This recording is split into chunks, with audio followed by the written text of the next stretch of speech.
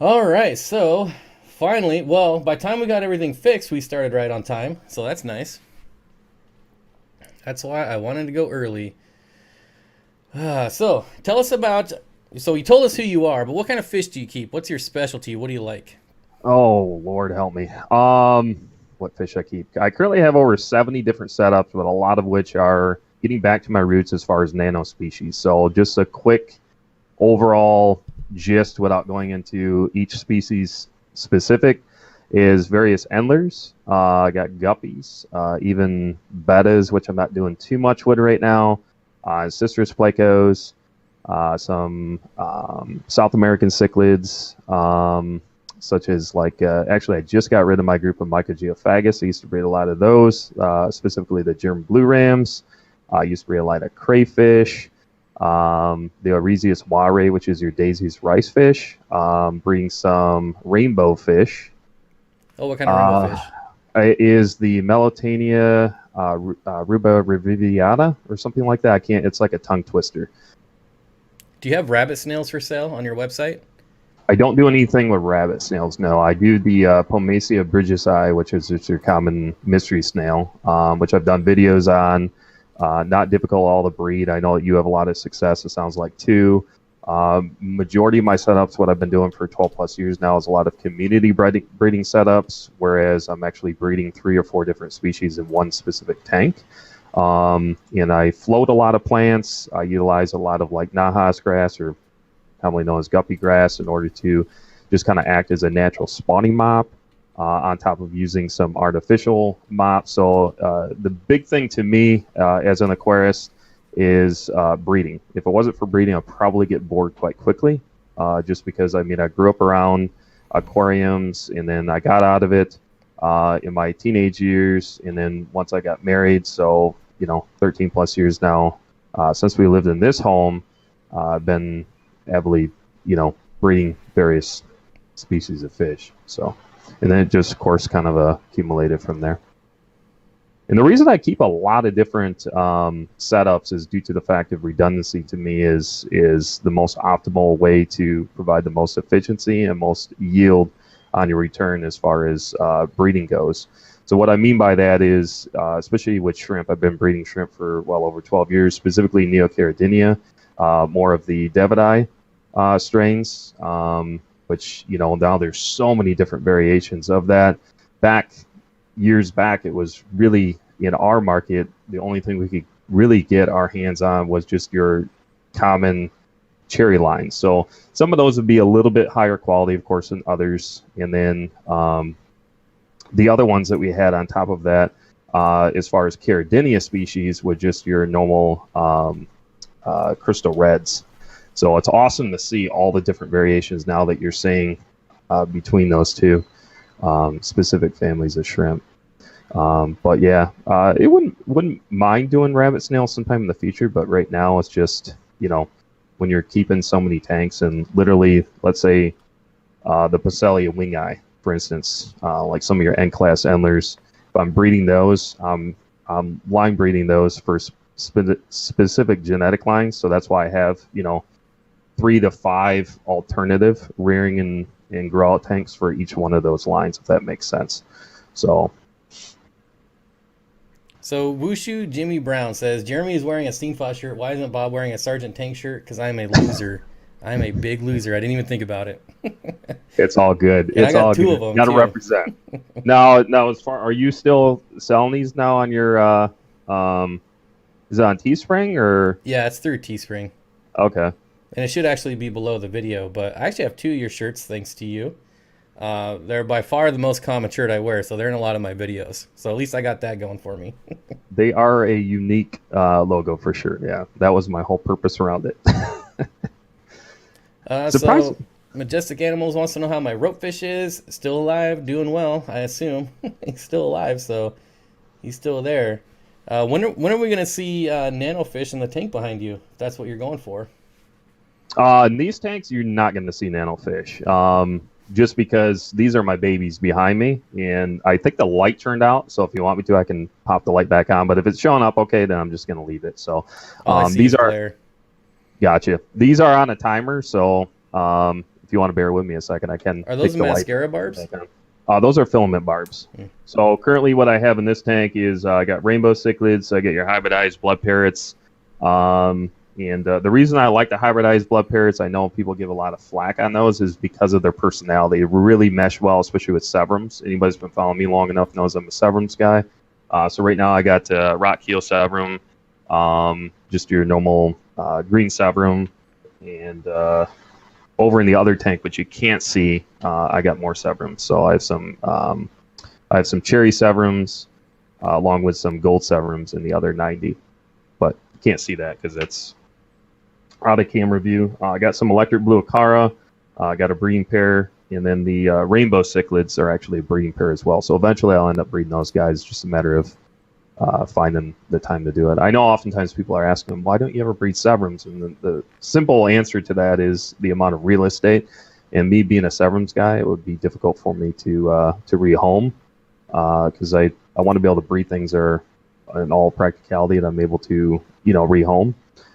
So I don't want to just end up with 1,000 severums and trying to figure out what the heck to do with them. So I got to answer Simply Better real quick. She says, is this XSplit? It's not laggy at all like our stream was. Glad you found the secret. Yes, it is XSplit. It seems to be working way better. I didn't really do anything, Taylor, but I don't know why it's working better, but it is. Then we got the $5 super chat from Rachel O'Leary. No nanofish is sacrilege. Well, you do have, what, like 60-some tanks with nanofish, so... Yes, I probably 90% of my tanks, 95 are all specifically nanofish. So, yep. And now we see all the LOLs to Rachel. So thank you for the $5 super chat. We appreciate it. And I did link your website, but I will do it again for anyone who is wondering, because this is where you can find all of the fish and shrimp that you breed, correct? Currently, yes. Right now, I'm not doing, of course, any shipping because of holidays. I'm more concerned about delay, and yes, I do ship in the wintertime. I've been shipping for a lot of years, so again, I have done videos on it, but it really comes down to your comfort zone. There's, of course, some tips and tricks in it, but at the end of the day, if I don't feel comfortable with doing it, if the temperatures are dipping, too low, then, of course, I'm not going to ship. And that's all laid out, of course, in our policies and so forth when it comes to shipping. But we are a little bit low. Just to kind of throw out there, the Xiphophorus maculatus, which is a rare line of I've yet to see anything out there on the internet specifically with the genetic line that I have. I was very fortunate to have the gold leopard platy variant. There's a couple of sites out there on the interwebs that, for lack of better terms, I mean, they have something similar, but I know as soon as Corey put out that video, I was already had like a huge waiting list on those. But yeah, I'm fortunate to have a lot of folks wanting them. But when I only have realistically one dominant breeding pair, and they're not wanting to produce at this point, then it's going to be a while. So, but. All right, so Taylor, hello Taylor, says, Sergeant, any flower horns? I ask everyone. She loves flower horns. I don't currently, nope. Have you ever kept them? I have not. Me neither, but that's going to change pretty quick. Yeah, I think they're definitely an awesome specimen for sure. Kang Lee says, I'm having bad luck with shipping lately, everything coming in late. Same with me. I bought something, was not fish related, but it was shipped out of Las Vegas, came to Seattle, which is, I'm about an hour north of Seattle, and then they turned around and shipped it to Albuquerque, New Mexico, from Seattle. So yeah, that got delayed quite a bit. So yeah, I don't think really anyone is shipping fish at this point. No, if you live and you learn. I'm very transparent. I mean, I'll be the first one to say, hey, I sent out it wasn't like a paid customer or anything like that. I just was hooking somebody up and being nice, and unfortunately end up getting delayed, sitting in a truck probably in 30-degree weather for like 8 days. So I've had things go over 8 days when I've shipped down south to Florida before, but it's different in the spring, in summertime. The biggest thing to me is the fluctuation differences between those transition phases. I'd rather have it to be dead of winter so I can at least anticipate, hey, this is what the temperature is going to be, versus all of those inconsistent swings going back and forth. Or should, like in that situation, it was in summertime, but we were fortunate enough where they were actually indoors in the appropriate environment. So needless to say, yeah, nothing. The vinegar eels arrived, but nothing else, unfortunately. I mean, for 8 days, yeah, I didn't anticipate them being 8 days. So needless to say, I won't be shipping in the future anytime after December 1st. But yeah, it happens. All right, so just to let you know, the common name was Wapoga Red Laser. Forgot about that. For your For the rainbows. melatonin. Okay, yeah. The reason I don't go by a lot of common names is due to the fact, you know how that is. A lot of common names are like just made up on the fly. So yeah. Yeah, that's definitely the case with like plecos. I sometimes ask for the common name because I'm not very good with Latin names. So like Yeah. you're trying to pronounce like what that is, I couldn't think of it offhand. So No worries. Rachel O'Leary says, "Hey guys, if you have questions for me, save it for my feed. I'm here to support these two." Yeah, thank you, Rachel. Rachel Yeah, thank you is very much, Rachel. definitely turning into a live stream master. Been doing it quite a bit lately. Also doing the Fishmas blog, so definitely check out Rachel. And Jay's Aquatic says, "Hey Rachel, how are you doing?" I think she's doing well. I'm just gonna guess though. Bob, try growing a flower horn and parrot together. I can tell you one thing, Brandon. I will never own a parrotfish ever. They just don't do it for me. But I will definitely own a flower horn. As I see you have parrotfish behind you, and now I'm a dirtbag. No, I mean, yeah, a lot of them do, and I can understand because they don't like the mouths. The reason I like it is because of their temperament. Like I said, these guys will mesh well. In my experience, I always have to add that disclaimer because the internet's going to tell you, hey, this can't coexist. In this other 90 here, I have 6 different Hero Severus, which is just your normal, Severums, in with a Frontosa, Kigoma Frontosa, and they do completely fine. But again, I've talked about that as far as conditioning phase and so forth. I really think it comes down to identifying the psychology of your fish and being able to read. I don't know why sometimes folks don't think fish are intelligent. I think that they're actually very, very intelligent, especially these specific species of fish. But yeah. So LJ Aquatic wants to know, Steenfott Aquatics, what's wrong with parrots, and what is the controversy about them? I don't really have any controversy with them. I just don't like the way they look. That's all it is. Very superficial, I know. But, there's dogs that I don't like the way they look. There's cats that I don't like the way they look. And there's fish that I don't like the way they look. That's all it is. And if you see any questions you want to jump out at you, feel free. Sure. Taylor says, "I don't know. I like Sargent's parrotfish. They look so cute. It is one of those fish that are so goofy looking that they're kind of cute, but still." There's somebody quite known in the hobby that I believe has a whole designated setup along with some waru. Yeah, I know too. And it was because of these guys right here, I'm pretty certain. So yeah, they can definitely I don't know, they touch something right here in my heart.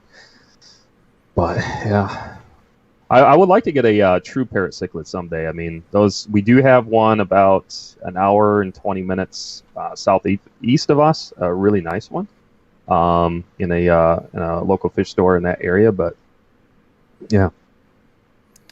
So we got Chris, Jobs Aquariums Tanks, who is, I think, pretty close on your heels as far as how many tanks. He might have passed you with the $4 super chat. 2 of my favorite YouTubers in one live stream. I love it.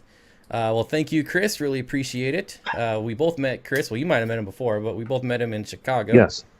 Yep. So that was cool. And then we got Majestic Animals. Were you looking for where are you looking for your flower horn? I don't even know where to look. I know that I got a number to a local breeder. And really it's not up to me on what kind I get. But I actually didn't like flower horns until I saw them in Chicago, and then I thought they were pretty dang cool. But parrots, blood parrots, I'm not there yet. And then we have someone wants to know if you have ever kept discus.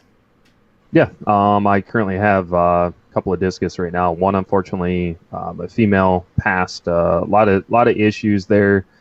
Just unfortunately with the genetic lines and so forth. Probably about 3-year old, 3.5-year old discus.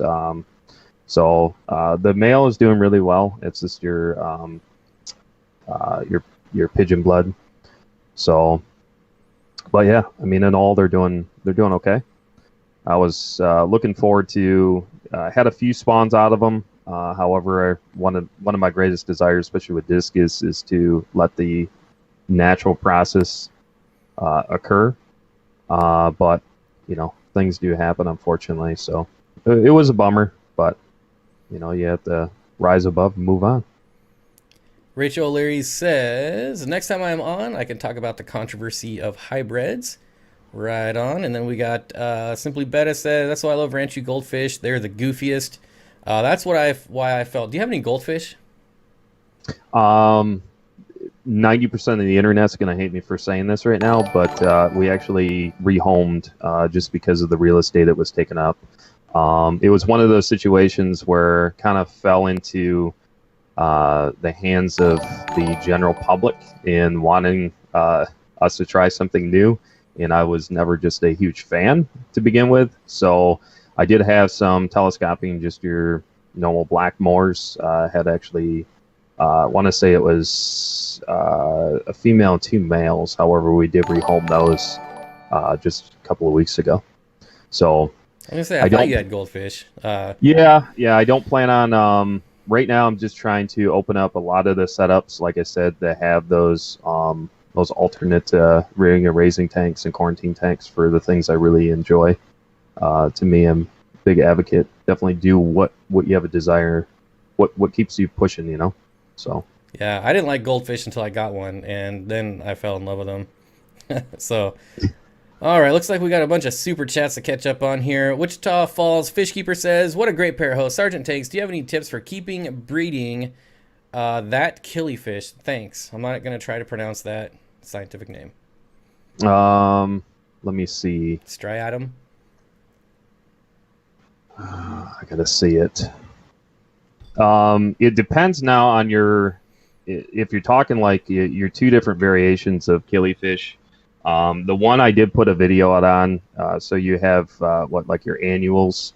So they do require some different process as far as, to my understanding, and I haven't played around a lot besides the ones that we currently have. So which is just your Astral, your orange wire-tail killifish. The biggest thing to me is the source. So I initially obtained them from a source.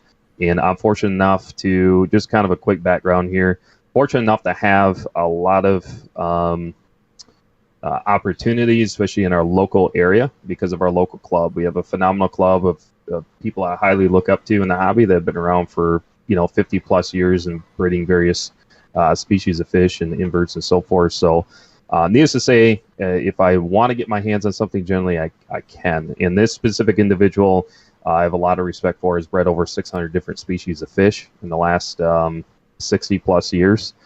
And so coming from a source where you don't have to really tweak a lot of things, the best recommendation I can have is take a look at the video that I put out on the Sergeant Tank, rather than me trying to explain it. So the main thing is not, again, I'm just telling you on personal experience. Oftentimes people ask, what is difficult to breed? And it's really hard to say that, because breeding to me is the whole kit and caboodle. So starting from the process of actually, pairing them off, getting a viable pair, making sure that they're actually a fertile pair, and then depending on, obviously, if they're a live-bearing or a non-live-bearing species, and then, of course, rearing and raising of the embryos in order to get an appropriate yield that you're looking for. So I am still playing around with different methods right now versus water incubation, depending on what species it is, versus that of like using coconut fiber or peat moss.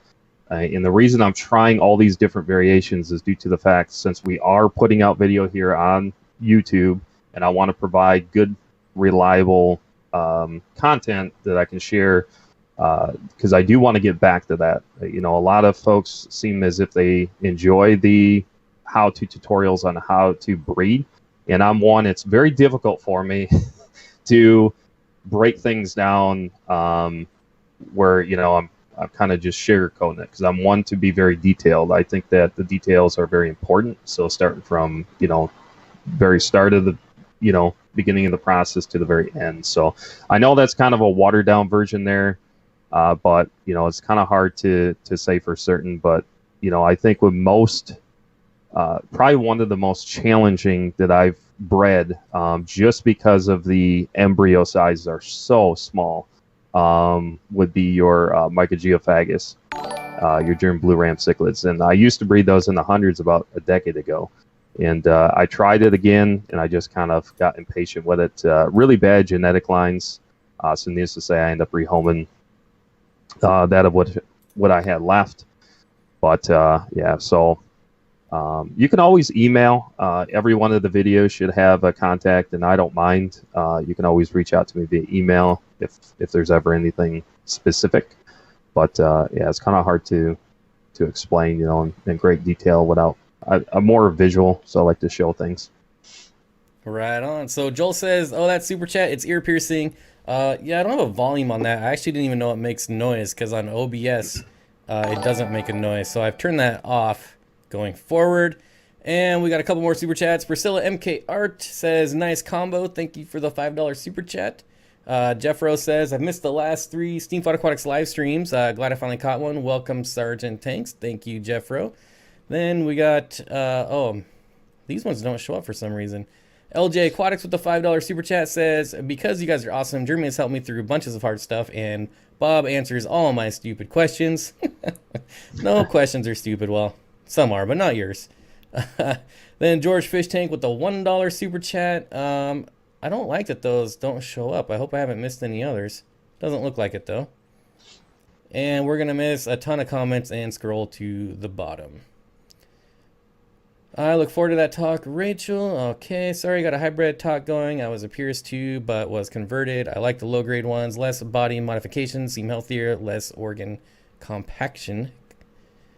All right. Jay's Aquatic says, "Bob, how many puffers do you own? And Jeremy, do you own any puffers?" I own 2 puffers. I have them, the Boo Puffer and the Dragon Puffer.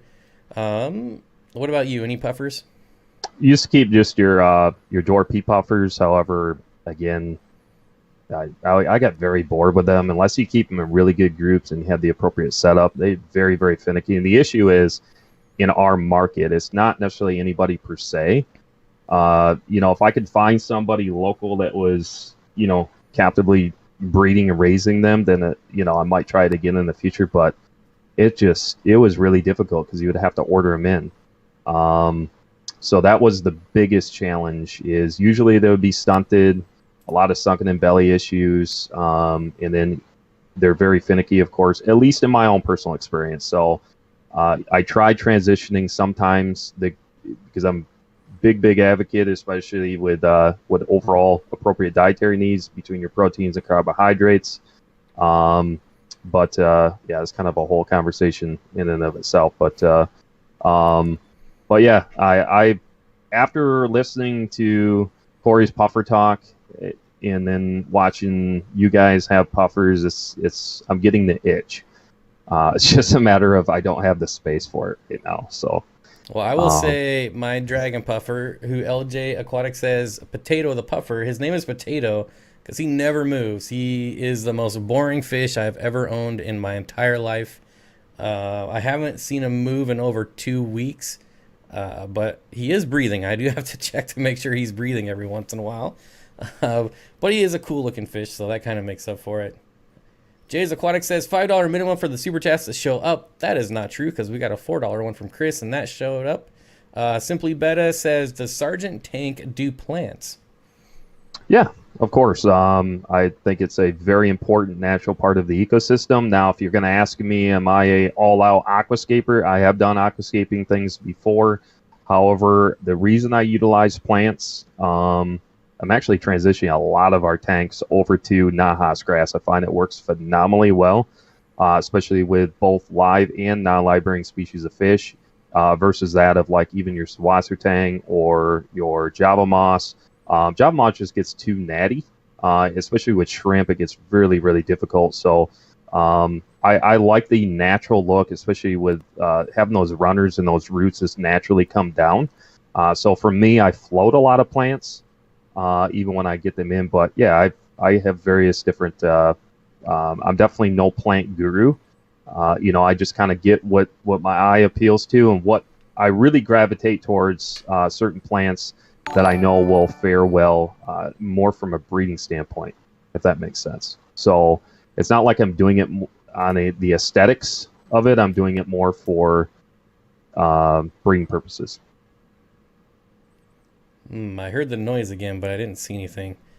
Hopefully that didn't go through to everyone and blast them in the ears. Alex Clay says, Steenfott Aquatics is aqua neat, worth giving a try. Thinking of getting one to build a shrimp tank for under $20 with shipping. Definitely worth giving a try. Let's see. Oops. Have you ever kept native fish like bass or bluegill? I have rainbow shiners and Okefenokee pygmy sunfish. What about you? Not right now. Nope. I would like to do a native species tank eventually in the future. I got an 8-foot, 125-gallon tank that I was going to do like a native stream tank in, but I got that about 2 years ago, so I think it's time to give it up because I still haven't set it up. It blasted me. Okay, let me see what I can find out. What caused that noise?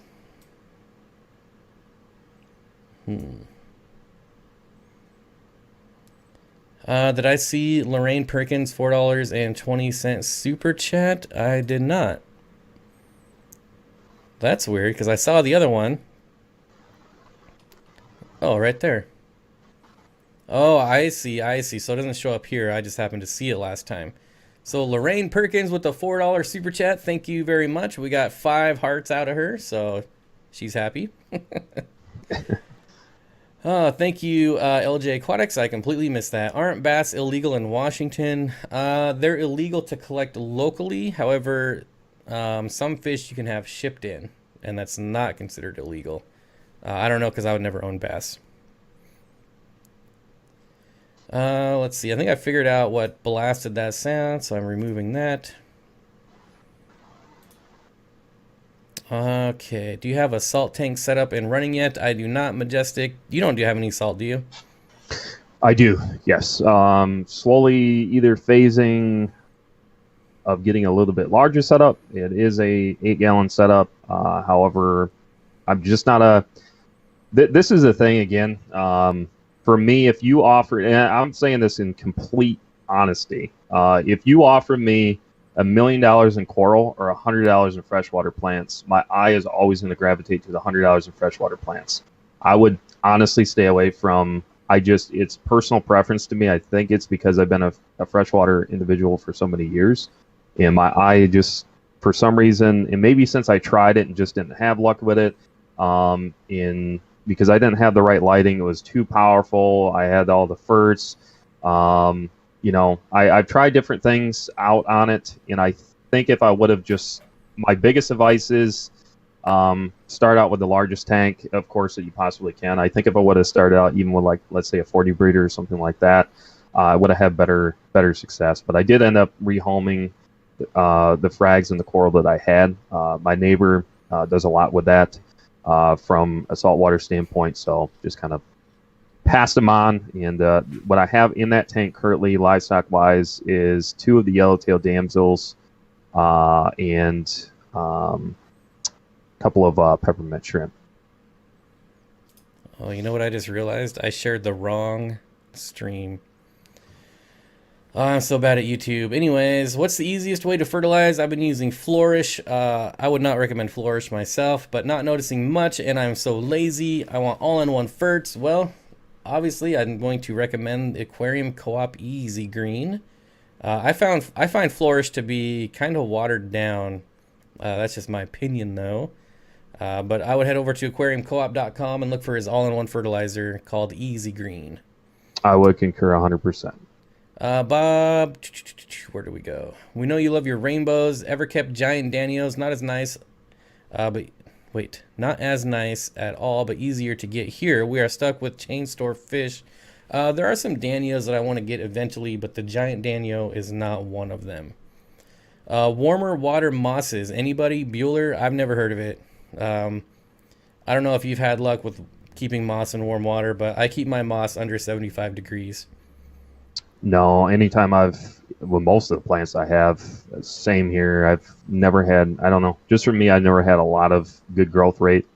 Usually just a lot of dying off. I try to keep most of my setups right around that mid 70s, low 70s. So, but yeah, Hobo Aquatics kind of hits my point there. He says, I have flourished, but I use more than the recommended dosage, and I've seen lots of growth. Yes, because it is watered down. Drastically watered down, in my opinion. But, again, just my opinion. Let's see. Manny says, 6 Platinum Angels, 11 Bosemani Rainbows, 6 Autos, 11 Emerald Cories. Any suggestions for additions to the community? 125 Planet Tank. Angels, Rainbow Fish, Autos. What else would I put in there? I think Rasboras would be too small. There's still probably some Tetras I put in there, like the Lemon Tetra, the Pristilla Tetra. Pristilla Tetra would hold its own. They can be a little ornery, so they should be able to hold up to the Angels just fine. I'd probably go with Pristilla Tetras. Maybe a Pleco or two in there. Any info on green spotted puffers? I have one, and occasionally its stomach turns dark. Normal. I don't know anything about green spotted puffers other than that they're brackish, and that's why I know nothing about them. You have any experience with the green spotted puffer? I'm very inexperienced with puffers in general, so I would not be the one to. Sorry. Yeah, the green spotted, that's one that I'll probably never get into. And I'm pretty maxed out on puffers. They cost a fortune when you have bigger puffers to feed. And I'm paying a ton of money for clams and all kinds of stuff. So, would longfin serpes work in? I don't like longfin fish with rainbow fish because rainbows, they're not really fin nippers, but they're kind of like, they remind me of the small yapping dogs that got a nibble on everything and they're just everywhere. And I feel like I've tried longfin and citrus with rainbows, and every once in a while they'll go down for a nip, and yeah. So they're not aggressive. They're not doing it aggressively. They're just doing it out of curiosity. So that's just my opinion, though. Hey Bob, I just set up a 55-gallon with fluval stratum. The pH of the tank is reading like battery acid. What is your experience with fluval stratum? That's kind of my experience with most planted aquasoil substrates, is it does keep the pH kind of like, it shouldn't be that low though, but it should be in like the mid to low 6s. If I remember correctly, and again, this is where the internet's gonna, I had one individual reach out to me, and I'm not going to mention names. However, they're having issues with the Neocaridinea, and most Neocaridinea are conditioned. They handle a little bit harder, more alkalinity versus more acidic, and some of those, this is just my own experience and my philosophy on it, is just basically pure ash, which is nothing but acid. So I think sometimes that could cause, but again, I'm not one to really chase numbers a whole lot, so I know that sounds a little contradictive, but I think the main challenge is just finding that happy medium there, to find the sweet spot and see what works. So, but yeah. Just my 2 cents on it, but I can't remember if that's the one. I don't have a lot of experience, to be honest with you, with that specific substrate. But I thought that was. I just bought a ton of it, from Flip Aquatics, so I'll know in a little bit how well it works. No, yeah. I think why that is, again, it goes back to the conditioning. So I don't want anybody to be alarmed. Like I said, don't ever just take, and I always add this as a disclaimer, anytime I ever say anything on my channel, just don't take my word for it. I'm just telling you, I know his operation, because of course I've seen it firsthand on multiple occasions, so I know that they do their due diligence to ensure everything is conditioned appropriately, And since it's already kind of coming from that environment, then I think it would make a lot smoother process. However, for instance, with us breeding shrimp, we don't use any of that, so it'd probably be best. For me, it's always like try to find a source that's somewhat similar to your water parameters, and try to kind of mimic that. But.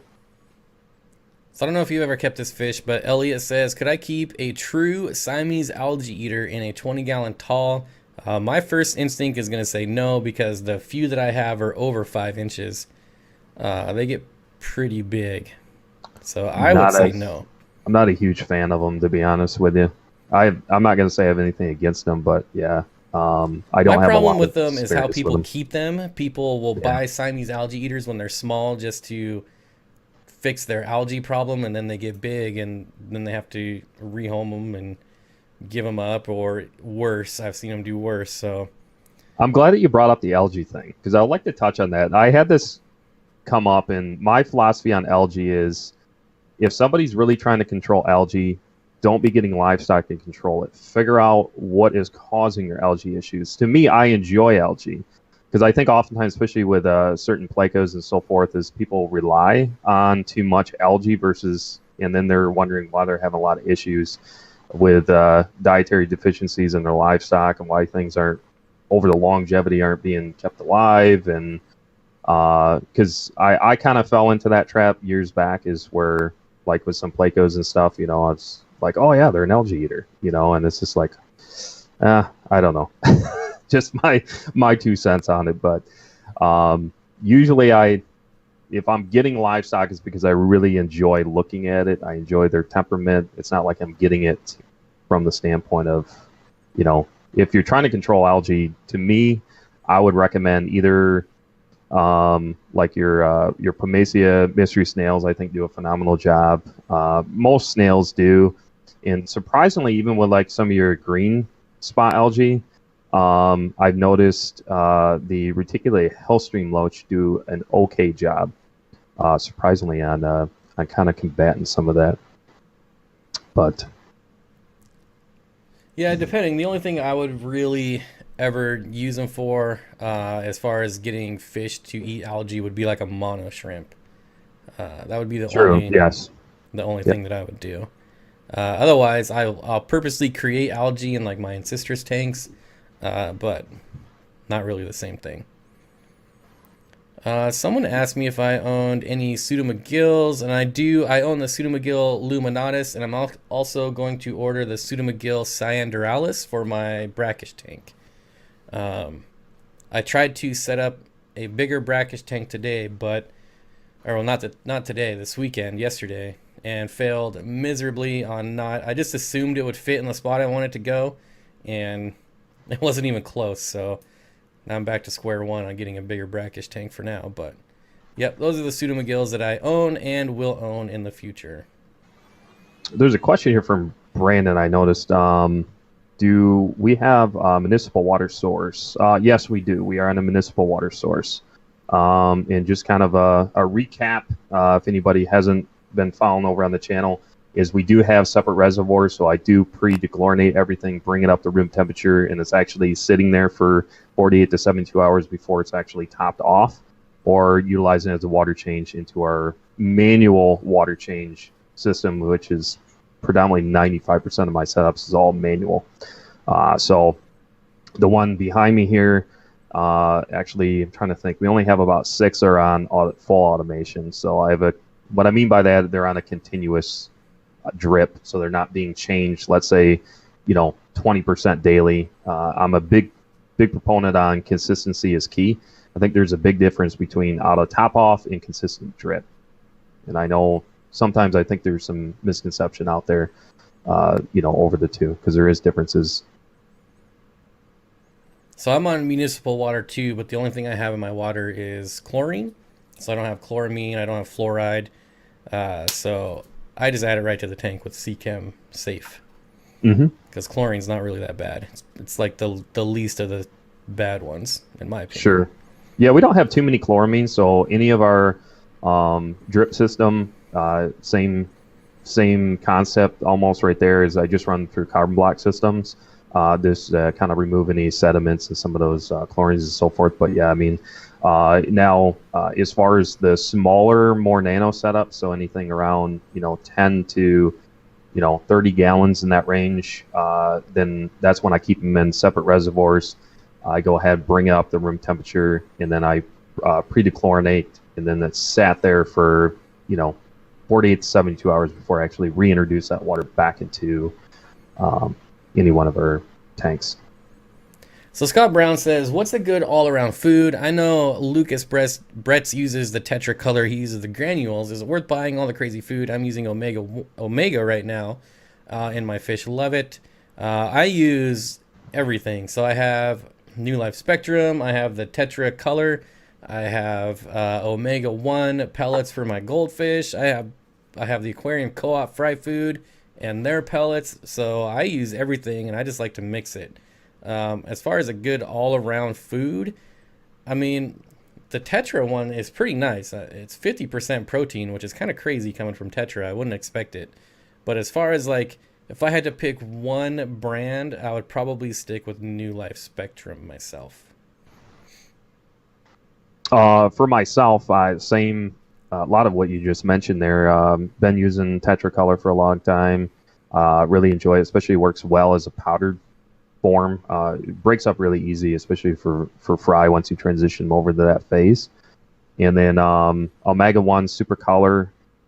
If I had to pick one, just because of looking at the first 3 to 5 ingredients and looking at the overall crude protein and all of the breakdowns, in my experience, because I know a lot of the species that we keep, especially some of the South American cichlids dealing with hole in the head issues because of dietary deficiencies, is the Omega 1 Super Color. But again, I think it just depends on what you're keeping. But I do the exact same thing. It's pretty much 1/3, 1/3, 1/3.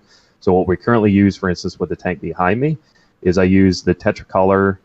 1/3 of that I mix, so equal portions, and then the Omega 1 Tetra, and then Hakari, the cichlid, and every one of those are floating, or I'm sorry, sinking. So I don't personally use floating because of the issues I've noticed with potential bloat of them actually ingesting air.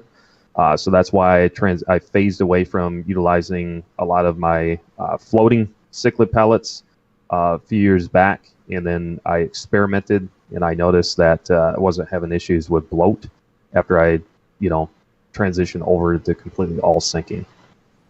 Yeah, I actually never experienced that until I got goldfish using floating pellets. And then I gave all 20 of my baby goldfish bloat. So that was a nice learning experience. Yep.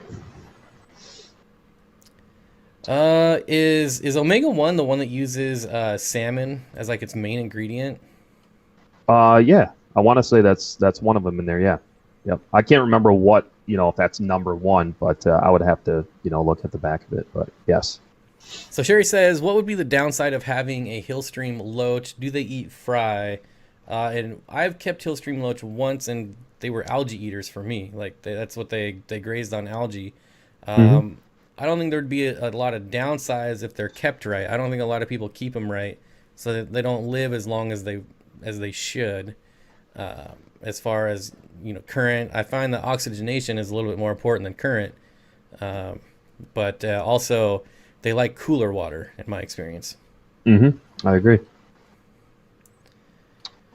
So Brandon's wondering here, a follow-up to that question previously, as far as being on a municipal water source.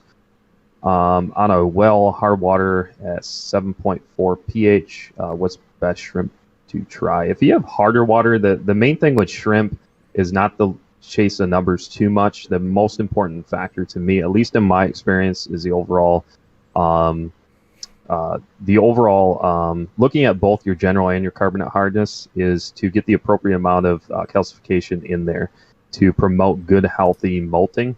Oftentimes, individuals want to hammer the higher heat, I find, with shrimp to get them to molt faster, to get them to raise up, but they're not going to live as long, in my own personal experience.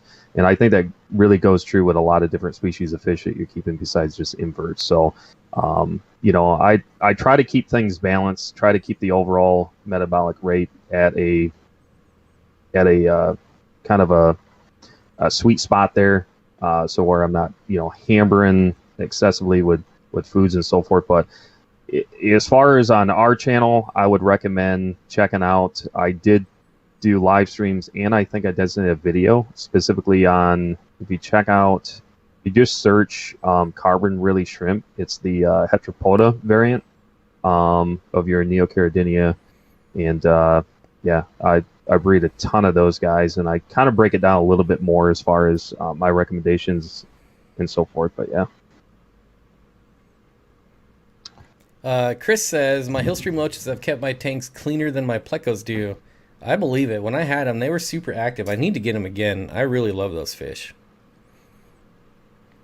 Troll City tonight. Yeah, we really have someone that really wants us to go to this dating site and find your love. I don't know what it is with you and I, but did we have like the same, almost the same individual send us emails or something? It was kind of like almost back to back.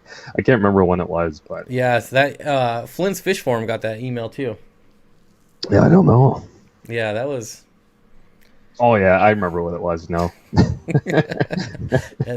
Yeah, and then you went to the Reddit page and whew, jeez.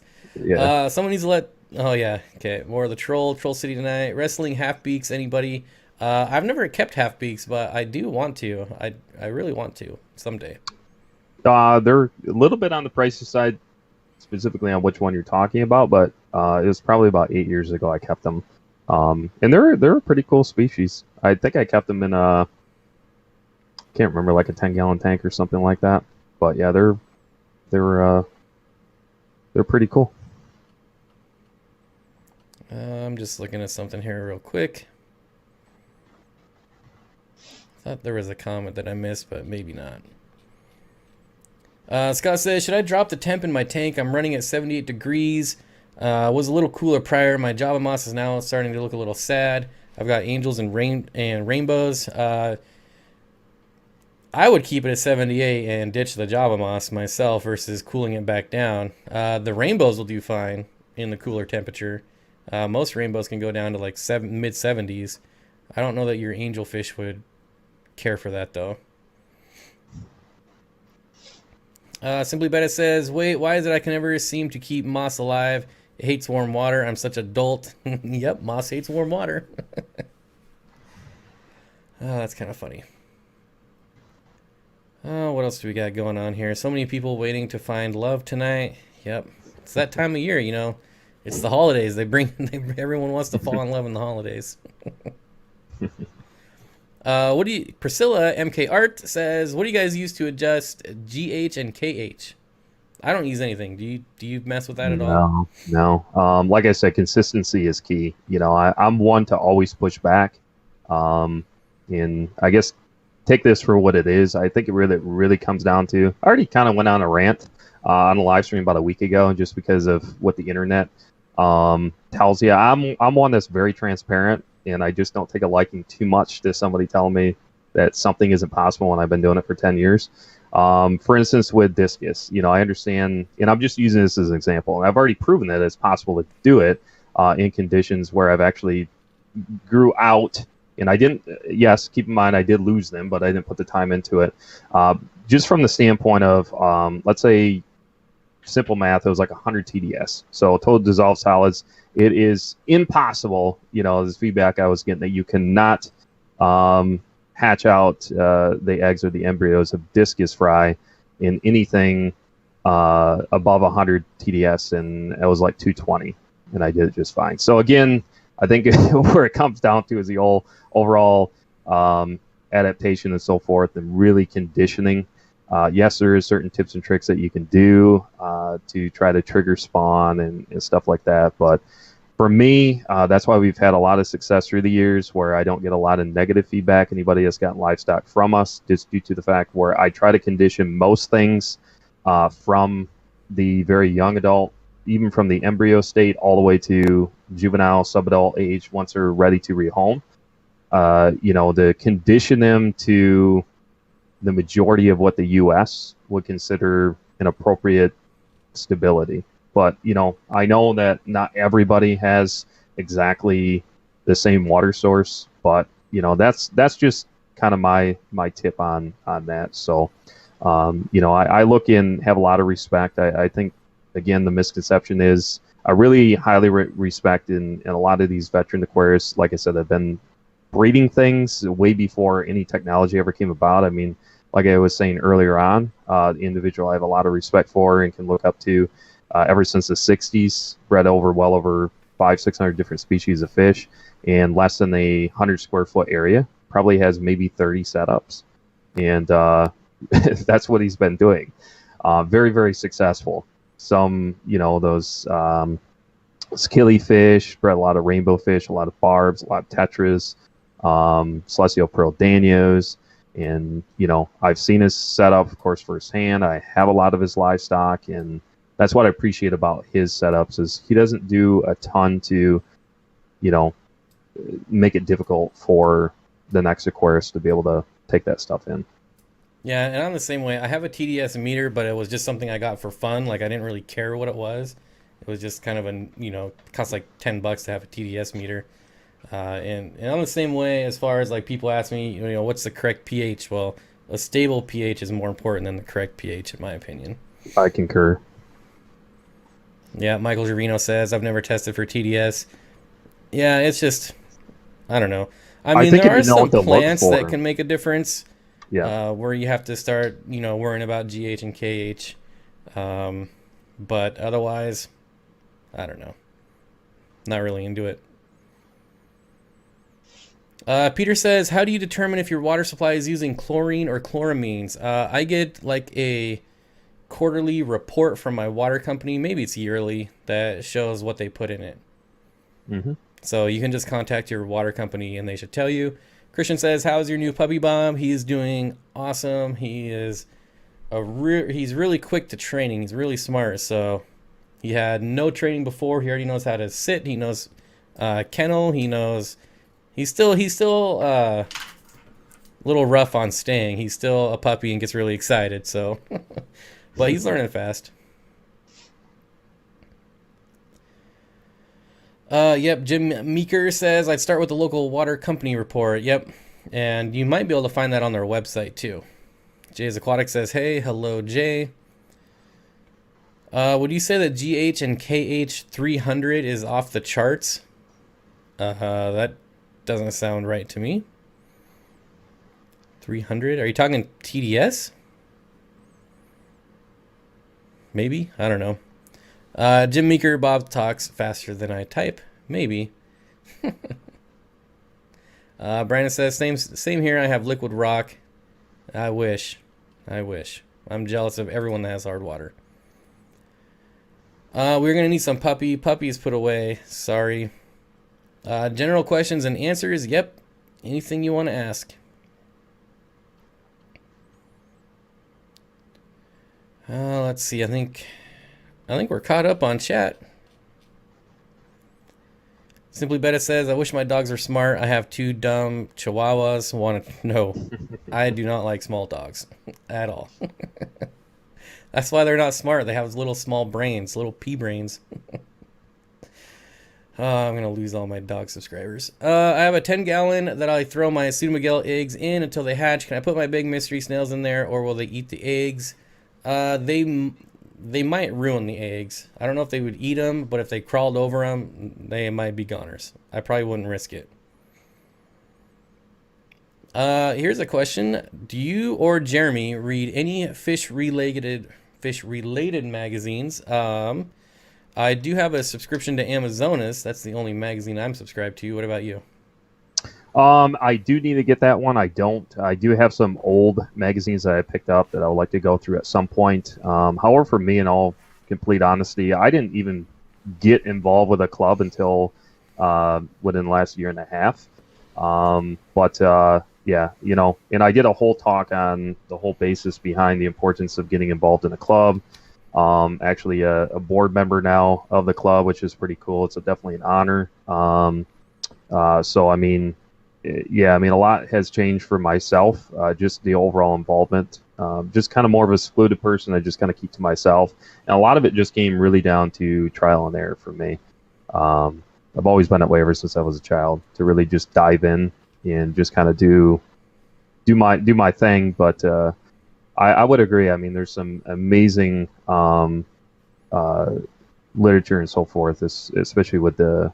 And if I had to choose one, that would be my to-go source, or Planet Catfish. I really enjoy as well. I think it really has some good Bible information in it. I actually have these guys here. I don't know if that how well that's going to show up. There you go. This is a German magazine. As you see, this one's from 2002. I have a whole box of these, and they're pretty small.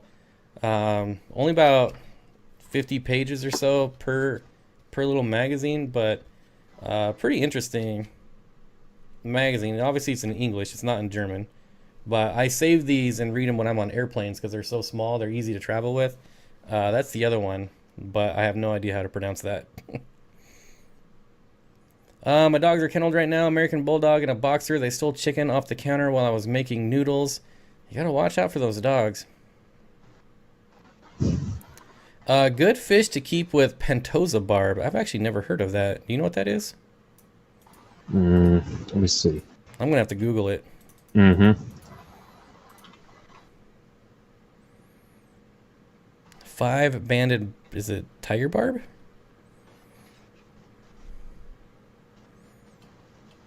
Maybe? Pentazona barb? Looks like a tiger barb. The 5-banded barb. Looks like the common name. I can't really help you out with that one. I've never kept it, but... behavior and compatibility, an ideal addition to a peaceful community, Southeast Asia. Fishes comparable in size, open water, cyprinids, so tetras, things like that. Avoid boisterous or very vigorous tank mates.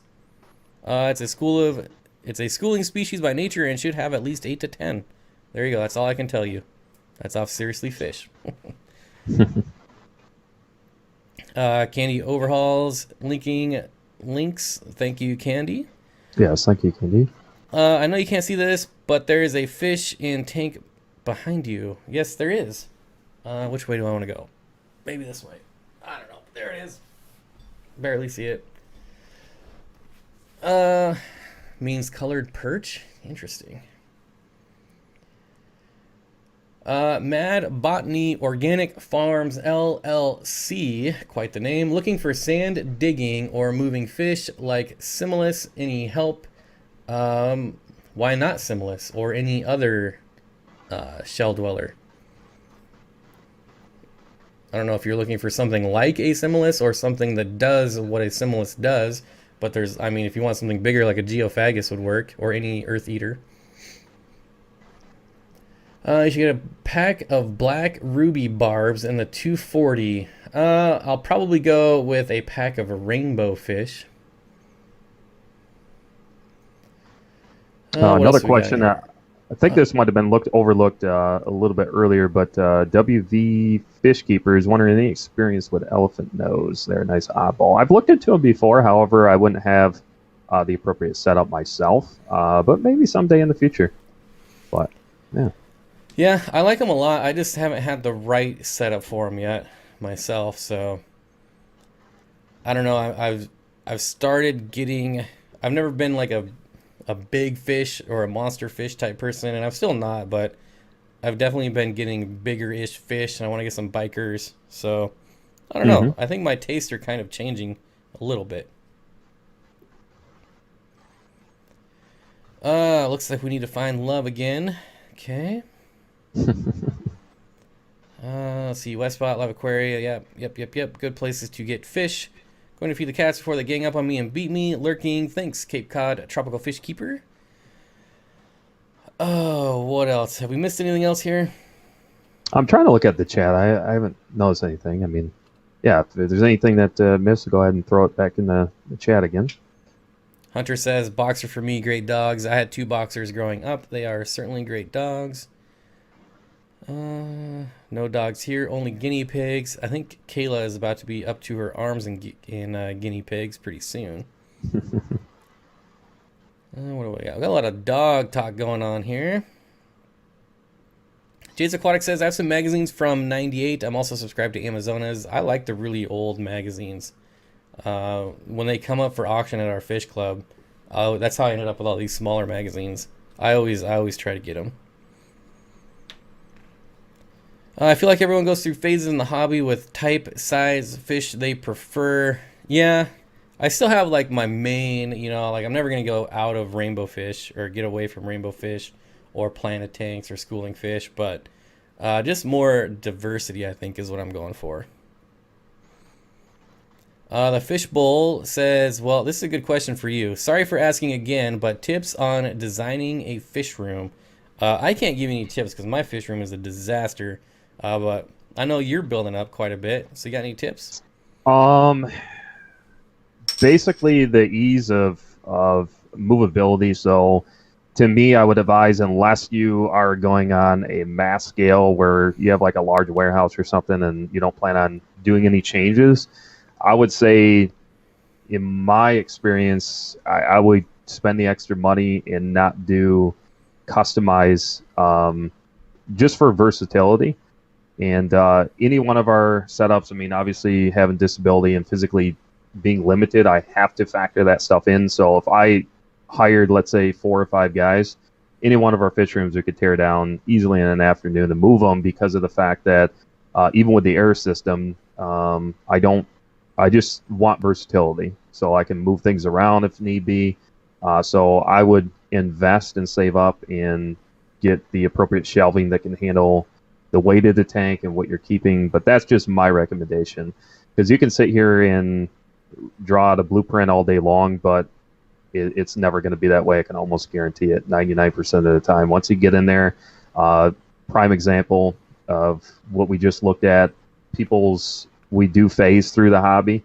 So at one point we want to keep, let's say, a lot of 10-gallon tanks, and then we want to go up to 20s and maybe 40 breeders. Now we want to keep 125s, and then we decide to go back to 20s. And I know for myself, through the years, I phased through a lot of different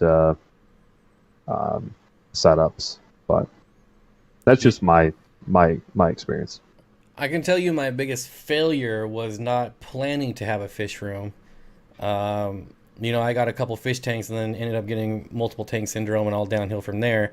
But I didn't plan anything out. I would just, someone on the club was giving away a tank, or, cheap tank on Craigslist. So I have like just all different sizes, and there's no like uniform. If I was actually to tear everything out and actually plan it out and get same size tanks, I could fit a lot more in there. And that's what I'm trying to do now. Because I've got like 4-foot tanks on 5-foot stands, all kinds of just nonsense. Mm-hmm. Looks like we had some questions here. What do you think of the wet spot all over Aquabid near Bob? I've actually been to that store. It's pretty good. It's probably one of the better ones you're going to find, even though I had a bad experience with them last week. Still, I would still have to recommend them. Jade's Aquatic says, Bob, have your dogs ever eaten fish food? Yes. I lost an entire can of New Life Spectrum Flake, or maybe it was Omega-1 Flake, anyways, to my dog one time. Your dogs ever get into your fish food? No, because I keep everything up high. So. Yeah, that would have been smart. Well, because we have, our 3 older ones, of course, our younger ones, so we have to baby-proof everything, just to ensure that they don't, get into something. But another question here, it looks like Horseshoe Bettis is wondering if I'm assuming you mean the blood parrots, the hybridized blood parrots. Can you keep those with a biture and a 75? If I'm going to give my honest feedback, I wouldn't personally keep 2, but I know it's contradictive due to the fact that what I have in here, but I'm comfortable enough with keeping them. But with that being said, if you are more of an advanced Aquarius and you're very comfortable with maintaining the appropriate balances and ensuring the overall water quality, those bichers can get bigger depending on what you're keeping, because I used to keep them in the past. I know in captivity I've seen them get up in upwards of 15, 16 plus inches. And we currently have a ghost knife in this one right now, which a ghost knife and a bicher can go together in the same tank. I've done it successfully quite a bit, but we end up losing just because of age in the past, so I haven't reintroduced any more of the Pleptris or anything like that. But I do want to get another one someday in the future. So, sorry, that's not really a direct response, but if I'm going to give my honest feedback, that's really a lot in a 75, just because I know how large they're going to potentially get. So Maybe get the two blood parrots as fry and grow them out together might help a little bit. yes, if you get everything as that, the only reason I don't recommend it is I know, as a lot of us are, I think if we're honest with ourselves, we all say, hey, I'm going to upgrade to a 240, whatever it is, and then we don't end up doing it, especially in a timely manner. What's nice is I do find that they, especially with the Pleptris, depending on how heavy you're feeding them, they don't grow real fast. Same thing with the ghost knife. They can be a little bit slower growers without stunting their growth. It's just finding the appropriate balance there. Yeah, I mean, it is possible. Just know that obviously you're going to have to upgrade. So Owen wants to know if you have any L183. I have some of them. Do you keep them? I don't. I do want to get in. The only quote-unquote fancy pleco I have is a King Tiger pleco. And I will be breeding those someday in the future. But of course, with plecos, I've been breeding. I know you breed a lot, and I've been breeding ancestris, hence our logo, for over 12 years. So I mean, I really enjoy them just because for the reason I have always enjoyed ancestris, that specific line is they're very active. Versus some other more fancy plecos. Sometimes when I've seen them in other setups, even I can't really contest to this personally because I haven't really kept a lot of them, but I know with the King Tiger you'll never see it unless it's more nocturnal at night, but they're just so skittish. And I think if you keep them in groups, you might get a little bit more activity. But yeah, so I know you keep a lot of plecos, so you're going to be more familiar as far as that's what I enjoy about your setups, because I definitely get the itch every time I see one of your setups. It seems like you're adding a new pleco, so I'm super jealous. I do have a lot of fancy plecos, a ton You of them. do. And they come out more than people think, but since they're skittish, it is hard to get them on camera. Yes. But if you sneak in there, Yes. like they're in my 125, I probably have like 15 or 20 fancy plecos. And if I sneak in there, they're always out. But as soon as I like raise up to film or do anything, even if I'm being slow, they just know, and they're total douchebags and just run and hide. Yeah. So Fuzzy Fish says, I got some neon rainbows from a local store and I'm putting them through the Med Trio. The water is clean. It just tested it, but some of their scales are coming off. Any advice? I would keep with the meds and keep the water pristine. But just follow the instructions on the meds. That's probably the best thing you could do. Mm-hmm. And when you say the trio, I assume you're doing General Cure, Erythromycin, and Icax. I would assume. What's up, Bob and Sergeant? My cryptocorns have holes in the leaves. Any reason why? Yes, you have a deficiency. I think holes in the leaves could be a few different things, but if I were you, they're heavy root feeders, and I would get root tabs as soon as possible. What else we got going on here? Have a great experience with the wet spot. Candy recommends the wet spot. Bob and Jeremy, if you could only have one size tank forever but unlimited space, what size? I would pick up the biggest tank I could possibly find. My dream tank would be something in excess of 10,000 gallons, an all shark tank. Basically a cylinder shark tank, and then doing live streams right in the center of it. I think that would be like the most epic thing you'll ever see on the internet. With these massive sharks just go around you. In all practicality, we can all dream big. I would want a huge tank with lots of rainbows. Thousands and thousands of gallons. Huge school of multiple different types of rainbows and other schooling fish. And I would want like 500 like stir-by cories, or just a massive school of corridors would be awesome, I think. Also, what do we got here? One more till 400. Anyone? Okay. Someone go subscribe to Down the Wormhole. She only needs one more for 400 subscribers. Surely we can help her out. Bob, ever think of getting any type of knife fish? I currently don't own a tank big enough for knife fish, so nope. How long are you guys going for? I think we're gonna be calling it a wraps here pretty soon. We got the $2 super chat from Tiffany W. Thank you very much. No comment, but we appreciate it. Thank you. And then we gotta hit this other one down here. Brian from Captain Savage Aquatics. What's up, my friend? Thanks for a great stream. Keep up the great work. Thank you, Brian. Really appreciate it. Brian also has a YouTube channel, so check it out. And we're going to miss a lot of comments, but there we go. We're all the way to the bottom. I did notice one here. Need more time. How many severums can I have with 6 earth eaters? Depends on what earth eaters you're talking about. However, with that being said, in 150 gallon, keep in mind severums. I've had some of my older severums that push 7-8 years of age. Not these guys. Unfortunately, I did lose them because of age some time back. However, they were pushing over a foot. But just depends on the genetic lines and so forth. So they do get quite large. And the thing is with severums, they can get a bit territorial. It's one of those things. I'm not being biased because me being a severum guy, I would honestly put a severum up just about anything. They are definitely the alphas of the tank. Those guys will push back. They're a little stinkers. That's why I enjoy keeping them in groups. But you can see behind me. Probably can't see too well because the light's off. But if you get them small and raise them up together, I think that they fare a lot better. But in 150 gallon with 6 earth eaters, I don't know for what your thoughts are on this, but for me, I would say I know how finicky they can be. I probably wouldn't do any more than maybe a group of 5 or 6, and I think that's really pushing it. Yeah. So Bob Kaler says, tips for raising bristle-nose plecos. My pair has a 2-week-old spawn, eating green beans. Well, you're already off to a good start if you're using green beans. And algae wafers. I think the male is on a spawn now, probably. What is the smallest tank footprint for growing them?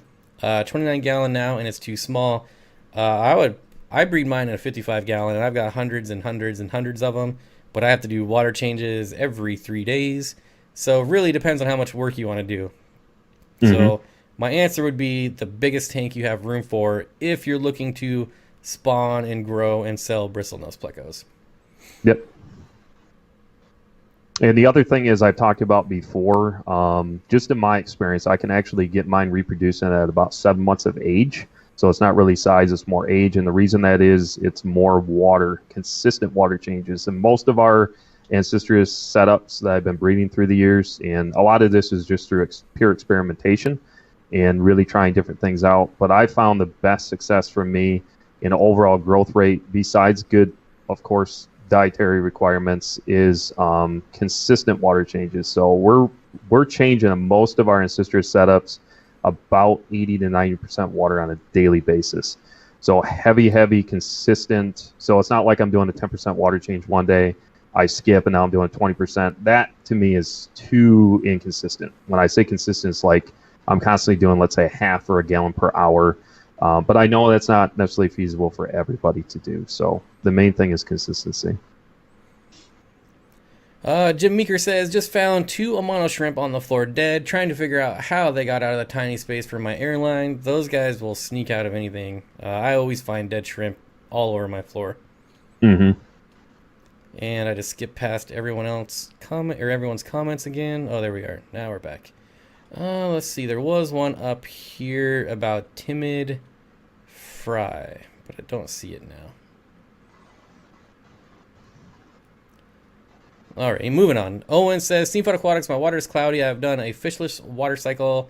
It has been 1 month. The fish are healthy, but I don't know how to clear up the water. You probably just got some type of algae bloom going on in there. And I would just, if your parameters are fine, I would just keep on like normal. Do your water changes, keep doing water changes, and it'll probably clear up over time. But it may just be like new tank syndrome, something like that. I know when I set up new tanks, most of my tanks are planted, so I end up with a bunch of diatom algae for the first month or two until everything balances out. If it's only a month old, I wouldn't be too worried. Your tank's still just probably balancing out. I found Severance to bully some geos. Well, there's some experience. I think that was a question from earlier. Kelly Jarvis wants to know what the minimum tank size for one blood parrot.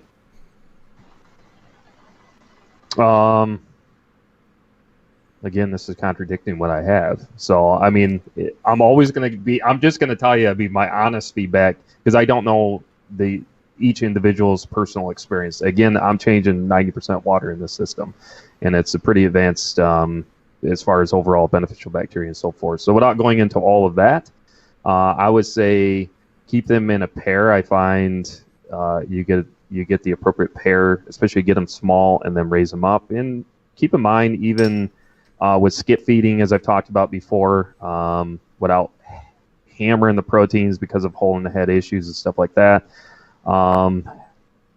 I wouldn't keep it as a single. That's just me. I just find their overall temperament and demeanor to be better, at least in a pair, if not in a group of three. But if I kept a pair, I would say a 75.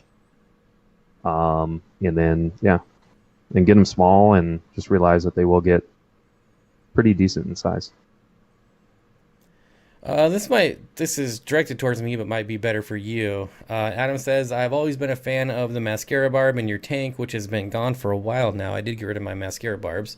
But what are the requirements and where do I get one? I actually don't know where to get them. I hardly ever see them for sale. Do you have any advice on where to find them? The best thing you can do is email me. Like I was saying earlier on, I do have some pretty decent sources with some local breeders. I know a gentleman I believe used to breed the mascara barbs. However, you can always email. I will do my due diligence to try to help individuals out.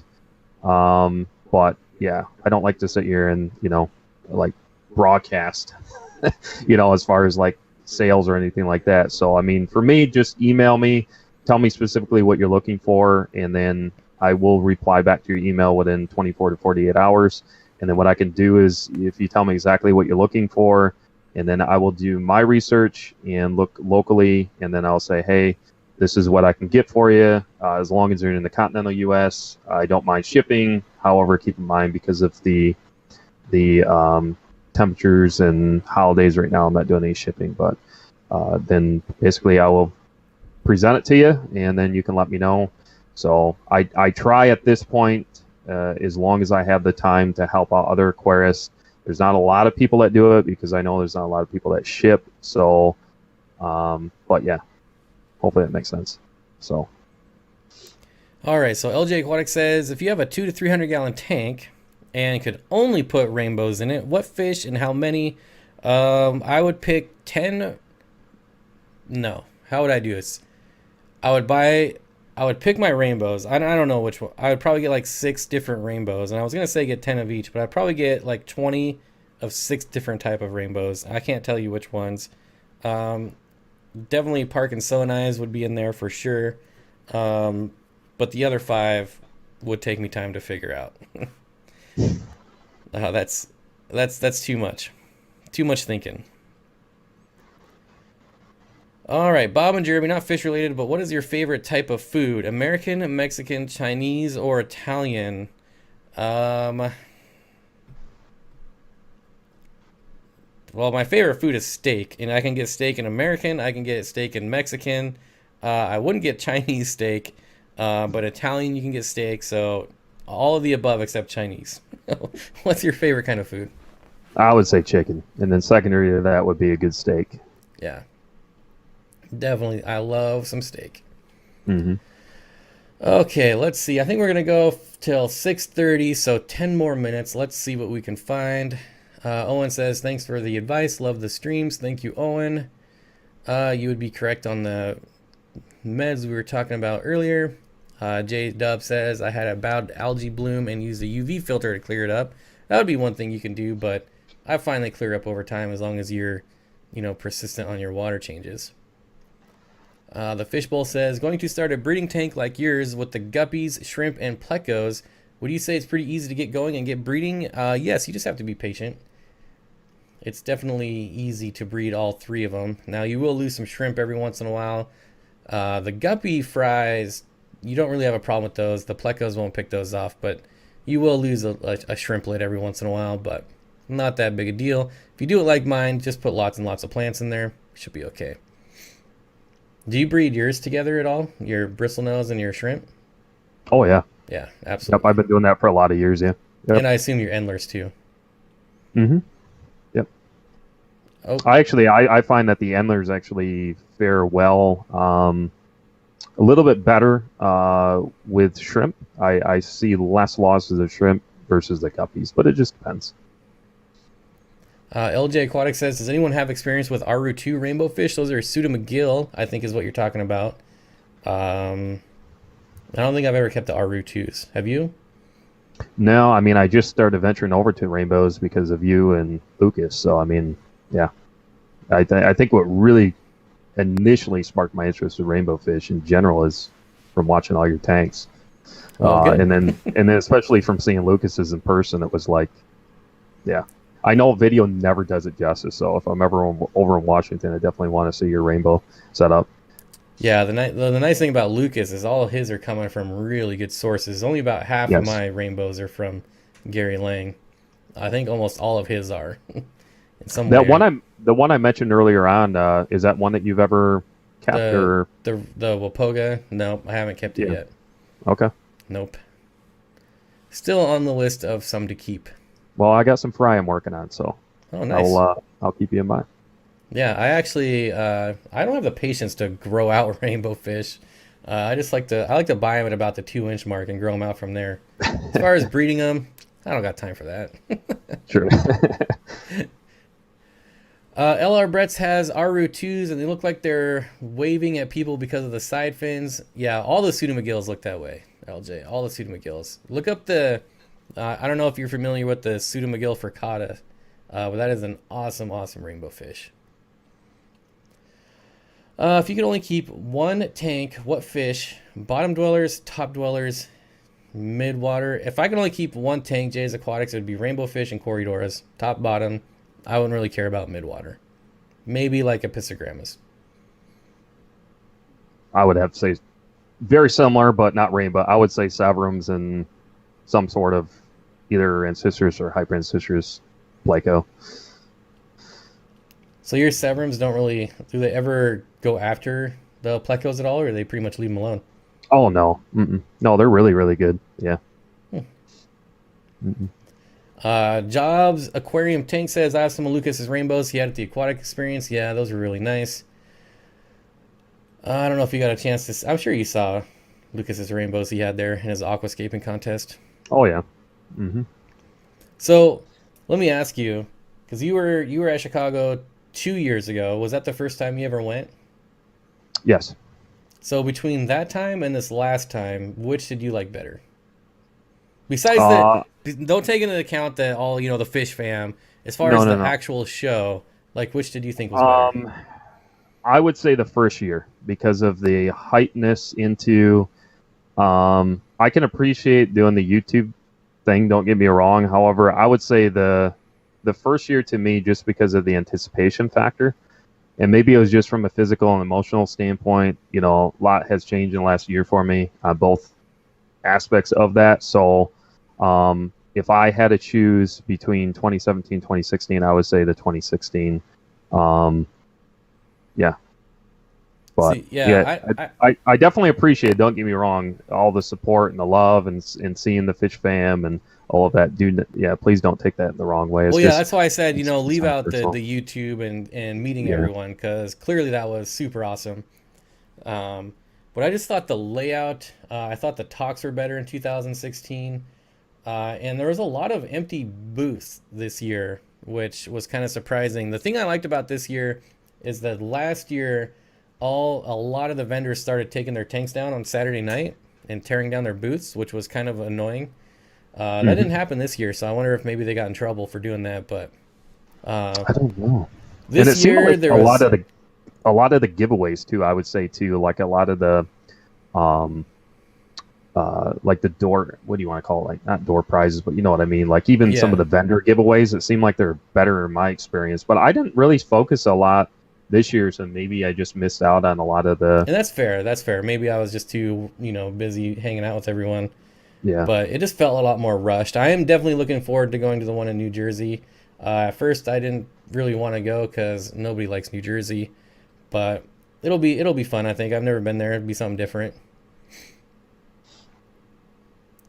I thought it was in the Meadowland. Yep, it is in New Jersey in the Meadowland. Let's see. Any last minute questions here that you see? Jenna says, I want to invest in better quality fish food for my community tank. Any suggestions? I would suggest New Life Spectrum or Omega 1. Those are kind of my two go-tos. It's so easy to get lost in the depths of Craigslist. I worked at a booth and we weren't allowed to break down early. Oh, that's right. That's right. So they did change that. That's good. Holy CRA, you're still on. Yep, for 3 more minutes. Yesterday I got my first rainbows. They are still really small. What would you recommend as bottom dwellers? I have a pleco, but he kind of doesn't do his job. Well, I wouldn't get plecos for bottom dwellers. I find that that's a mistake that a lot of people make and end up starving their plecos. But if you want a good bottom dweller, corridoras, Cory catfish would be my recommendation. You got anything you'd recommend for that? Um, I would say I haven't tried it, but I just know to me I would say even potentially like some of your reticulate hillstream loaches potentially. I don't think that the rainbows would bother at all, just because they just kind of do their thing. But I do agree with you, especially with the plecos, or maybe even like some, I don't know. What about like auto sinkless or something like that? Yeah. But yeah, no, I think corridors would be a nice one. LJ Aquatics says bottom dwellers get lawyers. I get it. All right, well it is 6:30. We are gonna call it a night. Thank you for coming on the stream. Kind of last minute impromptu stream. I appreciate you having me. Yeah, I didn't have a lot going on, so I figured, why not hop on here and do a stream? And you were kind enough to come on, so I appreciate it. Don't forget, we will be here tomorrow at 5 p.m. as well. Might have a guest, might not. Depends on how busy I am tomorrow. I'll try to get it all set up. But I will let you take it away. You got the closing. You got the last word. Go ahead. Well, as you guys know, check it out. I mean, the whole basis on the Sergeant Tank is really just to provide some insight and motivation. You can definitely check out some of the videos that I put out, but it'll make a little bit more sense. So take up too much time here. But yeah, I want to thank you very much for having me on. I really do appreciate it. It's definitely an honor to me. And keep up the great work and all that you do. And really much love to everybody here.